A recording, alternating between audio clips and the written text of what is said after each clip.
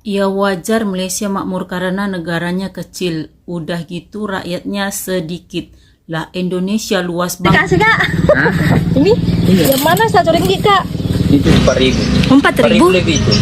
Berarti naik mi? 4.000. Saya kira Baru dulu naik sekarang 4.200. oh, 4.200 RM1. Itu Ini juga RM1. Gara gue bukan mata uang gue, tapi sebagai tetangga dekat, jujur gue ikutan bangga ngelihat Malaysia dan juga ringgitnya yang jadi salah satu mata uang terkuat di. Ini bukan kenyataan kerajaan Malaysia ya, tetapi tajuk utama artikel temu bual dengan Antonio Basilio, pengarah Sekretariat Antarabangsa APEC Business Advisory. Malaysia ni sebenarnya lagi maju daripada apa yang korang sangka. Tapi ramai yang tak perasan. Contoh paling simple.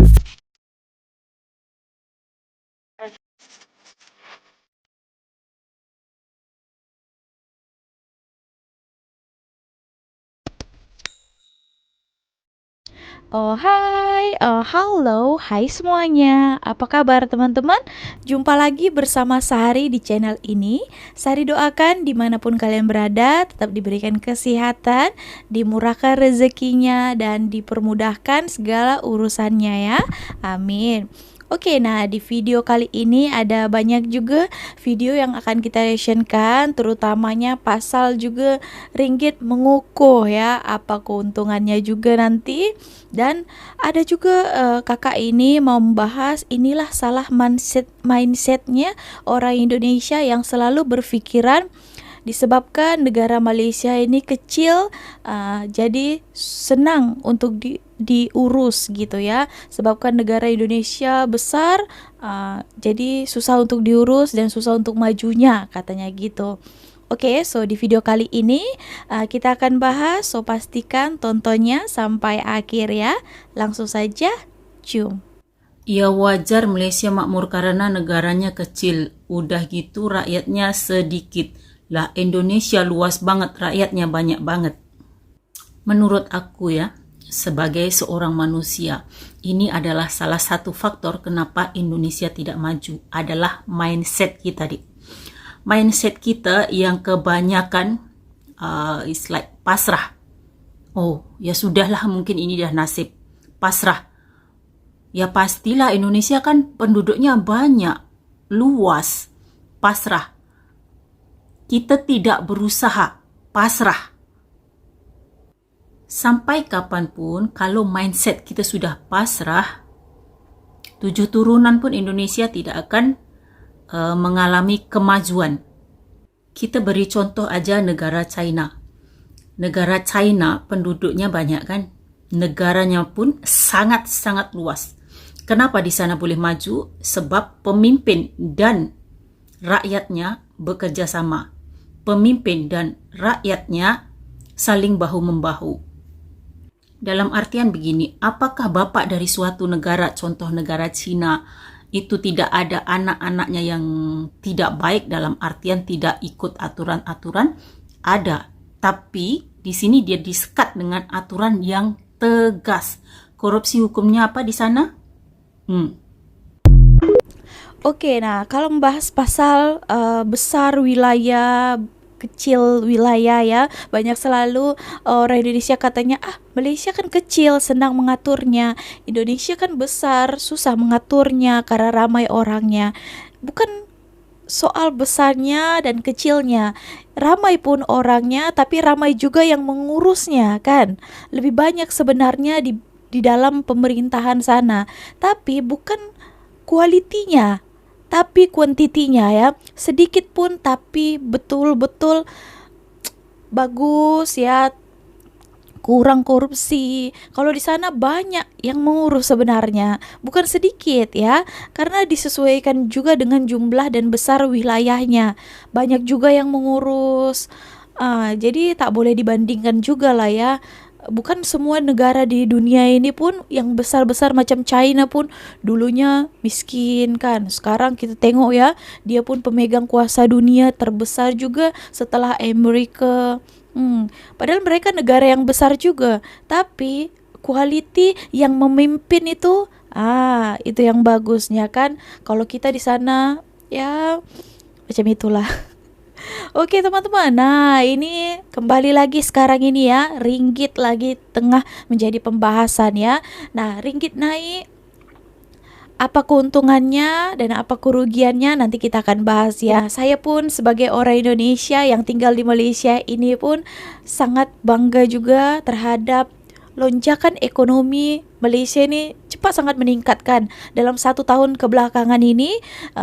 Tengok banyak progres yang luar biasa yang diciptakan ya.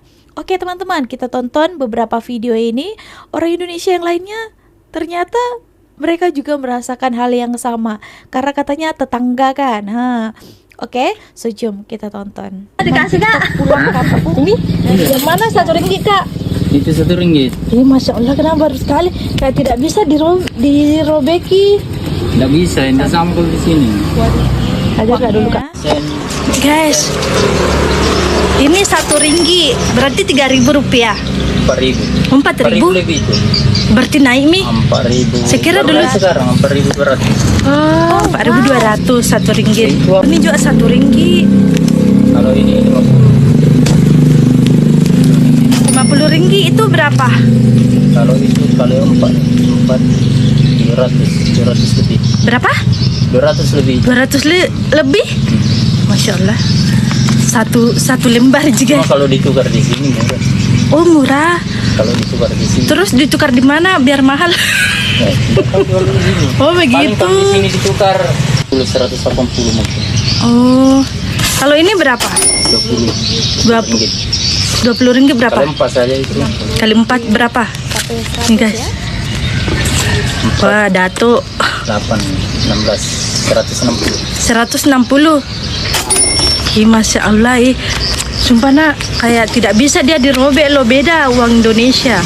Ini biar dikasih bahasa ini enggak apa-apa. Enggak apa-apa enggak? Ini dua. Ah, ini dua bagusnya. Ini 10 ringgit. 10 ringgit berapa kak? 40.000? 40.000. 100. Ini 5 ringgit berapa? 20.000. Jadi kalau ditukar di sini berapa? Enggak tahu tukarnya di sini berapa dikeluarkan orang. Biasanya kita tukar di sini, enggak tukar ki. Nggak pernah. Kalau di Indonesia. Tukar memang di sana. Oh, supaya gampang di kalau mau belanja. Ini 100 ringgit berapa kak? 400. 400.000. Sama tadi itu deh. Iya 400. Salah. Enggak, itu 200. Oh ini 200. Ah, 200. Ini 400. Wow. Woi guys. Masya Allah, barusan kak lihat. Maaf kampungan karena barusan kak lihat duit Malaysia. Nih 1 ringgit. Masya Allah. Kalau Indonesia semakin besar uangnya, semakin kasih bagus kertasnya. Kalau di sana, Iya kayak bukan semakin kertas kecil. ini. Semakin Kayak kecil mata uangnya, semakin kasih bagus kertasnya. Karena Iya. itu selalu dipakai. oh Kan iya. uang 100 jarang dipakai kalau. Iya betul. Dan ini yang 5 ringgitnya ini kayak plastik. Bukan kak Kan itu kertas paling nah sering kak dipakai. plastik. Iya bagus sekali, Masya Allah. Kalau di sini uang 100-nya kasih bagus. Makasih Kak Castello, teman TikTok ini kan. Banyak teman Mbak Reza. 1 ringgitnya ada 3. 50 ringgitnya ada 1. 5 ringgit ada 1. 10 ringgit ada 2. 20 ringgit ada 1. 100 ringgit ada 1. Oh, 1 ringgitnya ada 4. Masya Allah, makasih Kak Iman Castello, simpannya. Dapat uang ringgit ya, semua pun ada. Bukan negara gue, bukan mata uang gue, tapi sebagai tetangga dekat, jujur gue ikutan bangga ngelihat Malaysia dan juga ringgitnya yang jadi salah satu mata uang terkuat di Asia belakangan ini. Bukan salah satu, bahkan yang terkuat di Asia, performanya paling bagus. Bulan lalu gue baru dari Malaysia itu 1 ringgit masih 4.100-an, hari ini gue cek sudah 4.250-an rupiah untuk 1 ringgitnya. Ya gue tau lah dulu ringgit kayak gimana sebelumnya kan, nggak beda-beda jauh juga sama rupiah sebenarnya performanya, tapi tiba-tiba bisa sekarang jadi mata uang yang terkuat di Asia performanya. Wow, itu hebat banget sih. Dan kita sebagai orang Indonesia juga harus ikut seneng. Kenapa? Karena ketika ringgit makin kuat, daya belinya orang Malaysia makin tinggi, mereka akan semakin traveling. Dan ketika mereka traveling, satu tujuan utamanya kemana? Ke Indonesia. Ke Jakarta, ke Bandung, ada yang ke Bali, mungkin ke Jogja.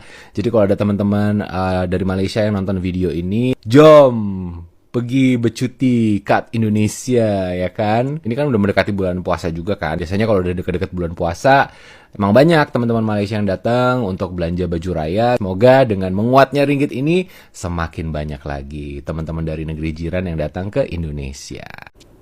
Guys, ini gokil parah. Orang tahu tak, ringgit Malaysia sekarang makin menguat. 1 US dollar bersamaan 3 ringgit dah guys. Dah cecah 3 ringgit dah. Orang yang dari luar negara tinggal dekat Malaysia akan merasa perubahan nih.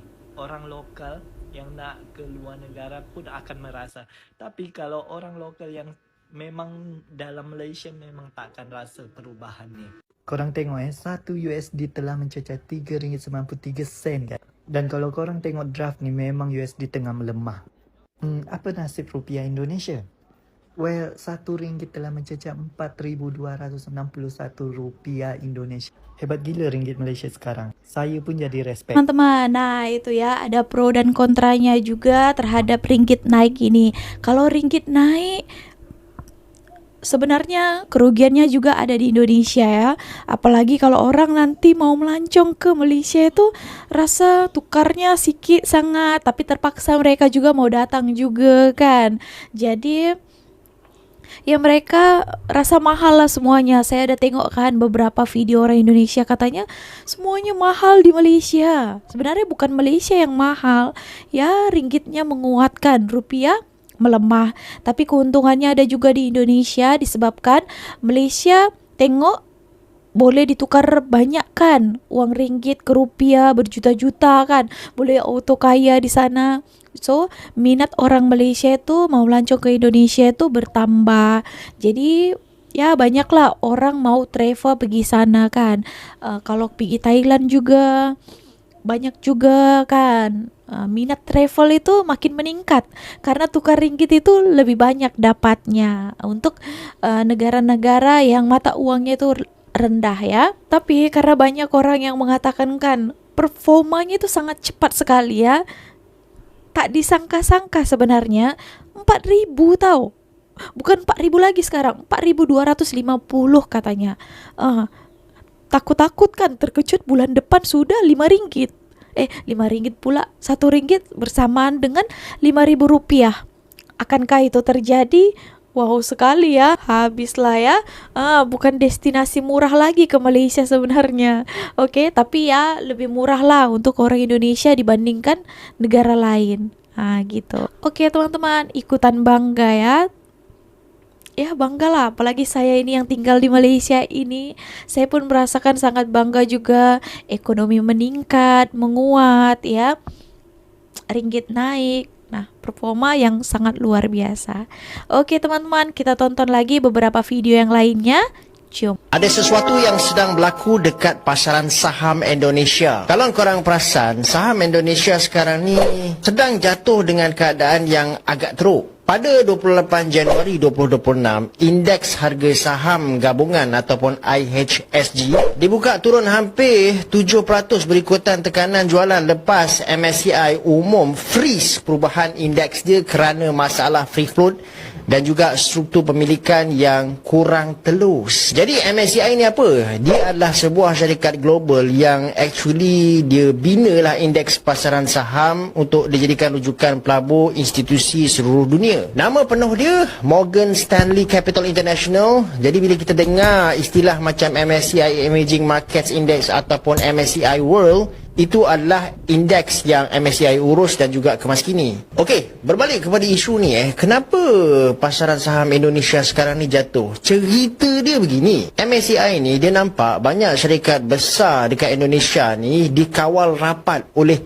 segelintir pemegang saham lah yang menyebabkan saham dia nipis, mudah dimanipulasi dan juga volatility melampau bila berlaku jualan yang besar. Walaupun Bursa Indonesia ataupun IDX ni, dia dah buatlah beberapa penambahbaikan dari segi pendedahan data free float, MSCI menganggap ni masih lagi tak cukup lah untuk meyakinkan pelabur global. Lebih membimbangkan, MSCI dia bagi amaran kalau ketulusan tidak bertambah, Indonesia berisiko dipotong wajaran dalam indeks pasaran membangun. Malah ada juga risiko diturunkan ke status frontier market.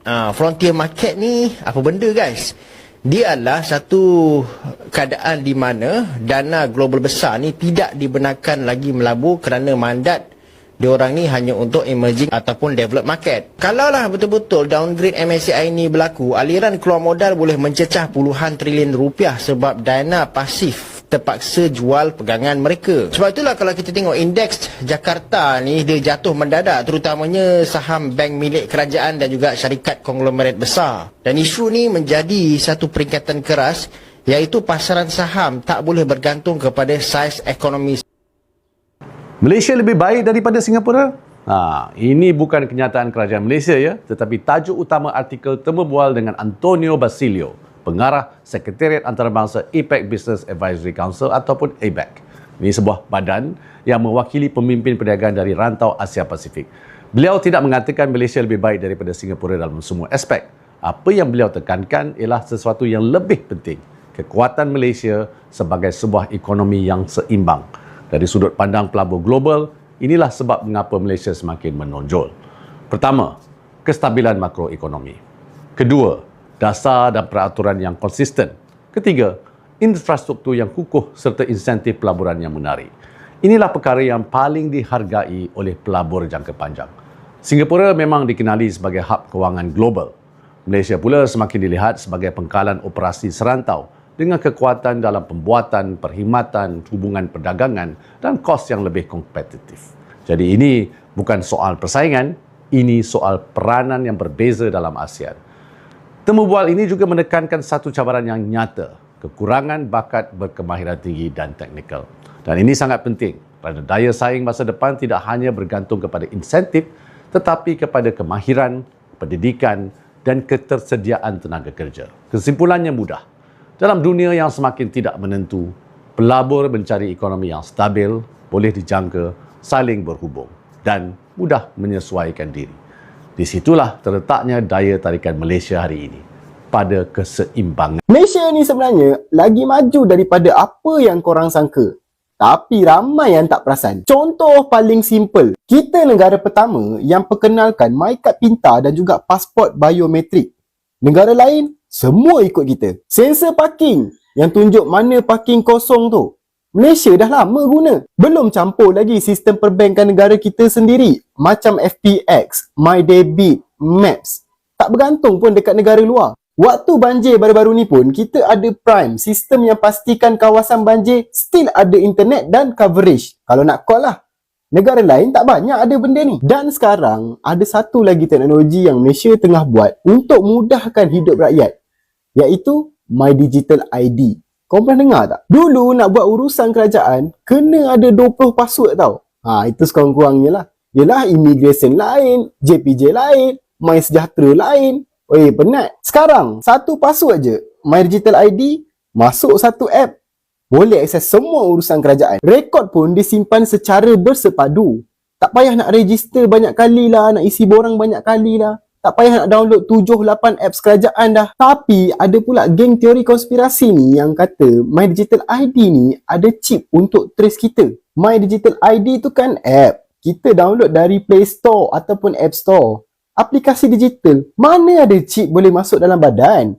Boleh fikir logik kot. Lagi satu, semua negara ASEAN dah ada Digital ID versi masing-masing. Singapura, Thailand, Indonesia ada. Jerman pun ada. Malaysia je baru nak mula sebab nak mudahkan rakyat lah. So, tak payah dengarlah teori yang bukan-bukan. Download je My Digital ID dan nikmati hidup yang lebih senang. Nah, itu tadi beberapa videonya ya. Kita doakan juga yang terbaik buat Malaysia ya, semakin maju negaranya, dan buat Indonesia juga tetap semangat ya. Tetap harusnya diberantas dulu ya orang-orang yang tak penting di pemerintahan, yang korupsi. Saya tengok Tapi ada juga lah yang tertangkap, tapi ditangkap pun ada lagi terjumpa kan. Seharusnya kalau membangun suatu ekonomi, orang-orang di dalamnya itu juga harus yang kuat juga ya, harus yang pandai, jangan ada banyak mengambil keuntungan kan. Itu yang membuat Indonesia saya tengok susah majunya ya. Oke teman-teman, belajarlah dari Malaysia supaya ya perekonomian kita pun menjadi baik ke depannya. Oke, so itu saja video kali ini. Terima kasih telah menonton. Jangan lupa untuk kalian yang ada pandangan, pendapat lain atas beberapa video yang sudah kita reactionkan tadi, kalian boleh komen di bawah ya. Like juga kalau kalian suka dengan video ini. Jangan lupa untuk di-subscribe buat kalian yang belum berlangganan. See you on my next video with me, Miss Hari. Bye.